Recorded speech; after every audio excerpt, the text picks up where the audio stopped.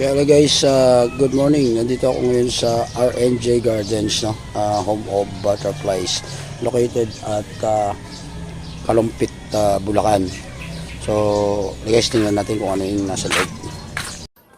So, yan guys, pasukin natin at sa entrance nakikita natin yung kabilang mga halaman, no?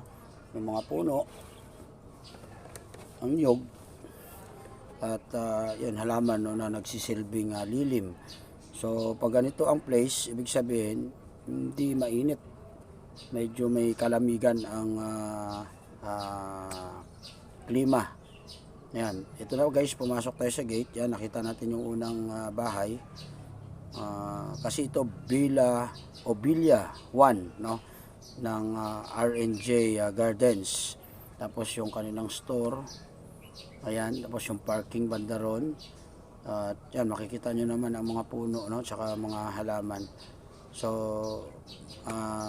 very cool ang dating ng place. Tapos guys, sa napansin ko dito, yung swimming pool ay nasa gitna siya ng dalawang bahay, no?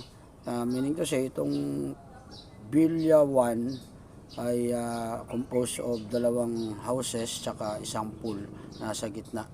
So guys, tingnan natin, puntahan ko yung pool nila, no, kung gaano ang but anyway, hindi siya ganong kalakihan, may maliit lang siya. Halika guys, puntahan natin. Yan guys, ito yung pinaka pool ng RNJ Villa 1.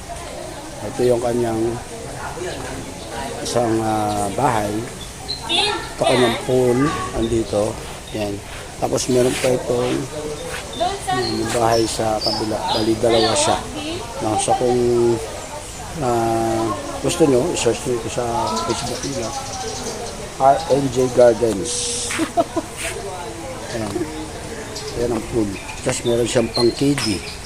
Yan. Ito yung kanyang pang-KD guys. Yan.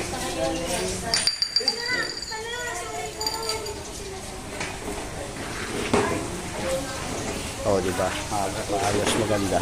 Alright.